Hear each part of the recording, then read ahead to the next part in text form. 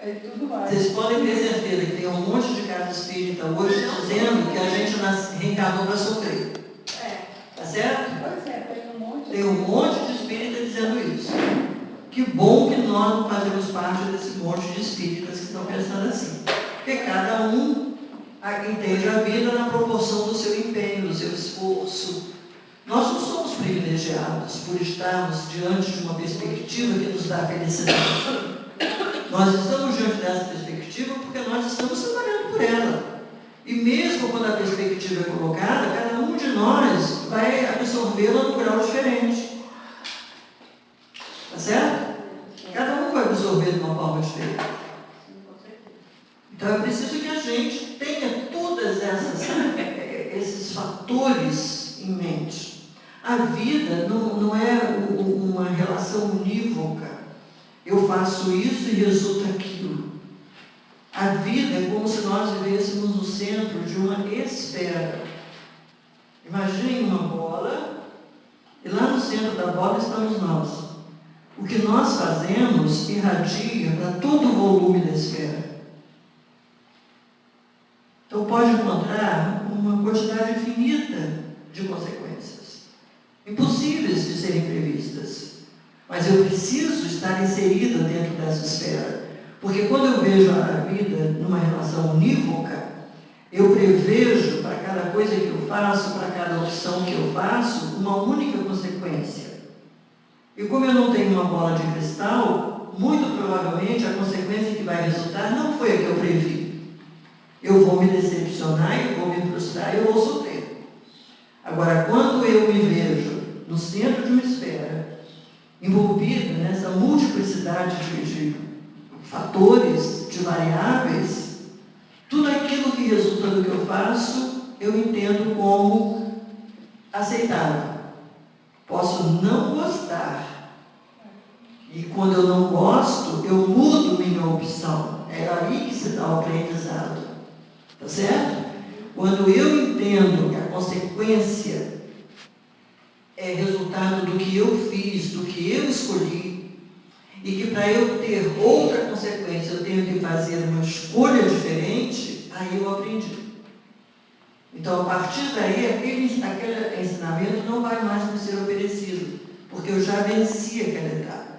Eu já sei somar, agora eu vou aprender a multiplicar. Tá certo, gente? Nós estamos parados na terceira...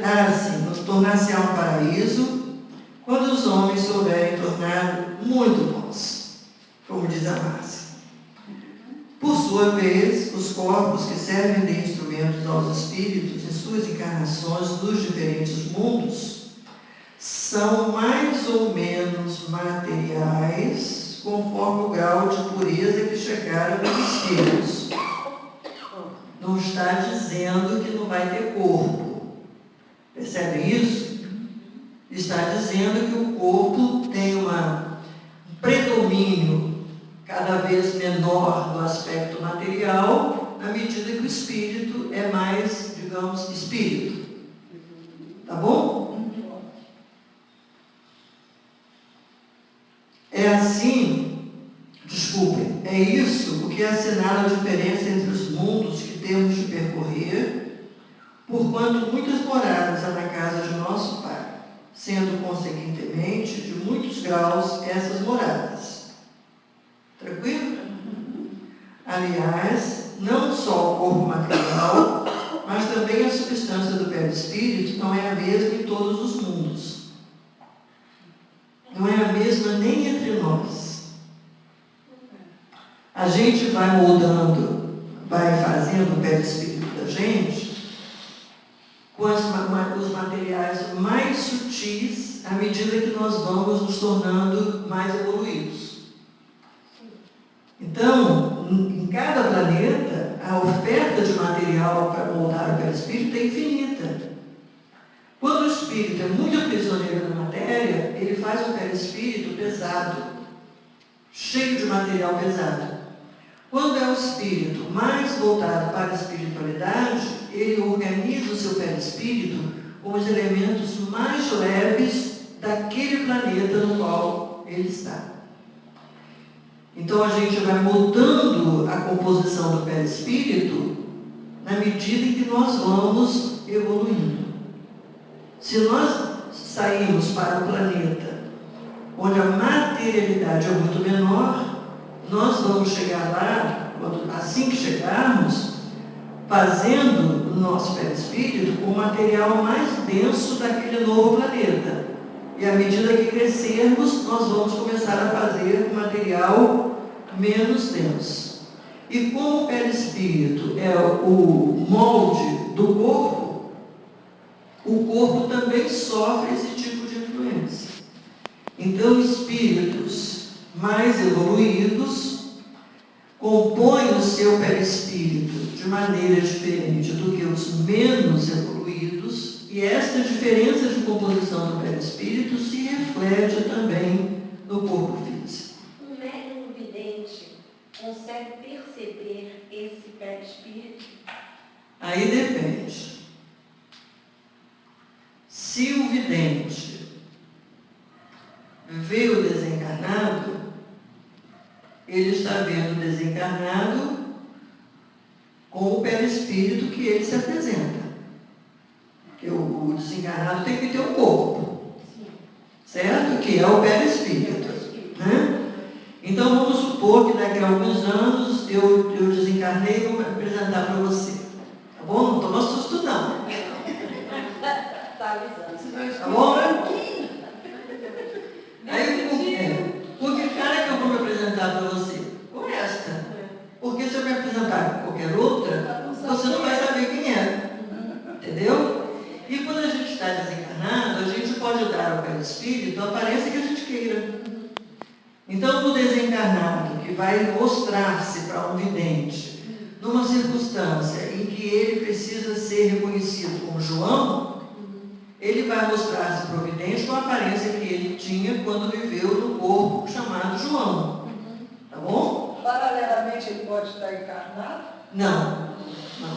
Uma vez encarnado, não tem mais. Pode haver uma emancipação espiritual e o vidente ver o desencarnado emancipado. Mas é preciso um conjunto de circunstâncias especialíssimas. Por exemplo, E o encarnado tem que estar adormecido. uma pessoa que a gente já perdeu há muito tempo. Então não adianta mais rezar para ele, nem nada, porque já está encarnado em outra pessoa, não tem nada. Reza do mesmo jeito, Márcia. O espírito como espírito vai. Mas aí, se ele era o meu pai, por exemplo, eu não sei quantos anos que morreu. Não, ele vai. Mas olha só. Ele não vai mais saber. Como espírito, ele vai ter o benefício da sua prece. Mesmo encarnado, talvez aqui na sala, a gente, eu estou pensando lá para ele. Vai estar no perispírito. Ele está rezando o espírito dele. Vai lá, você não sabe onde ele está, né? Pois é. Pode ser, Márcia, na hora que você reza por esse cidadão, que já está encarnando, ele vive um momento de bem-estar. De qualquer maneira. Você que ele recebe. Recebe. É isso que eu estou tentando dizer. A emoção, o sentimento que você dirige ao outro espírito, encarnado ou desencarnado, vai chegar a ele e provocar uma emoção da mesma qualidade. Por isso que a gente desencarnou e a gente não gostava muito, esquece.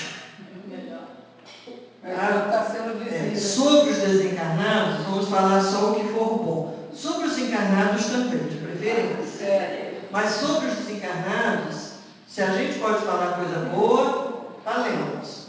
Se não podemos falar coisas boas, esqueçamos. Certo? Mas não é bom a gente orar assim? Aí é outra história. Estou falando, já a gente diz assim, gente, que bom que a mãe do Paulo morreu, né? Vamos deixar. Gente, que mulher insuportável. Isso são as duas noras, naturalmente, né? Que mulher insuportável. Nossa, ela é tão inteligente, coitada daquela criatura. Vamos esquecer a mãe do Paulo? Vai que ela encarnou como filho dela ali. Então, se a gente puder falar assim, ai, que saudade da minha vozinha, gente, como que vozinha era boa, que amor de pessoa, que encanto. E aí você já sente a vozinha perto de você. Porque você revive a emoção, você revive o carinho. Então, sobre os desencarnados, só vale falar o que for bom. Se não há nada de bom para falar, não fale nada. Você me avisar. Nem pense. Voltemos ao nosso texto. Eu vou ter que botar a Márcia de castigo. Ela está impossível hoje. Não terrível. Estamos parados aí no meio, porque a Márcia não deixa a gente andar, né? Não, já terminou, velho. Não, vamos rever aí. Mas também a substância do perispírito não é a mesma em todos os mundos. Passando de um mundo ao outro, o espírito se reveste da matéria própria desse outro mundo.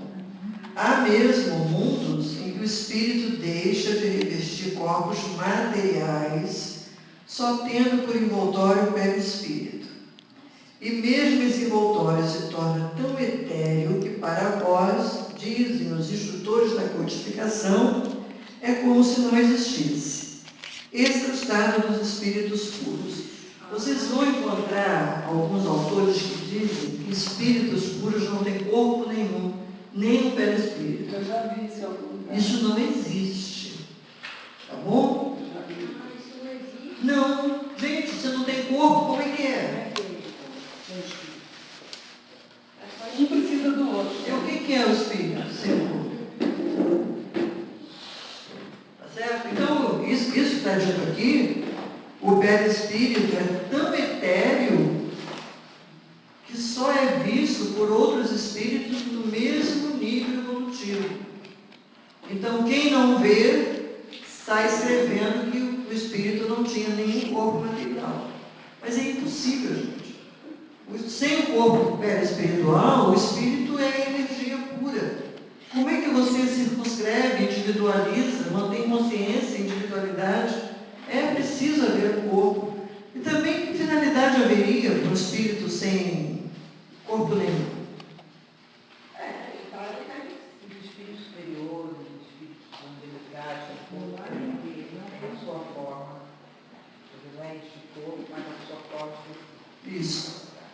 Você lembra uma coisa? À medida que a gente vai reencarnando para ir evoluindo, aí quando você chega em espírito puro, você já não volta mais. Mas aí quando ele aparece em outros mundos, são outros planetas. Ele pode ir não para a Terra, mas para os planetas a gente não sabe onde é. Da mesma forma, se for muito mal, ele não vem para a Terra, porque na Terra a maioria é bom. Isso. Aí ele vai para um outro planeta também, que eles também não conhecem. Ok, gente? Vamos então encerrar nossa reunião de hoje. Vamos novamente agradecer.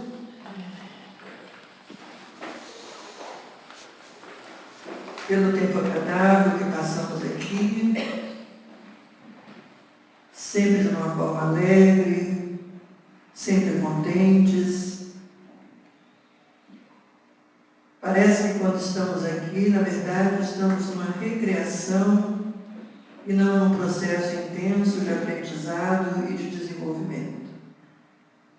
Como seria bom, querido mestre, se tudo aquilo que temos a aprender pudesse se passar também nesse tipo de ambiente alegre e agradável.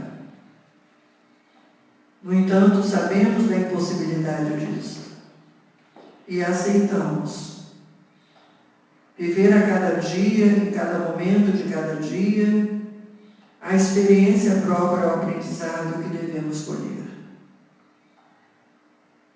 Estamos gratos e fortalecidos por encontrarmos essa oportunidade em que nos revelamos aptos ao prêmio da alegria e do contentamento. Que a experiência que realizamos aqui a cada semana se introjete fundamente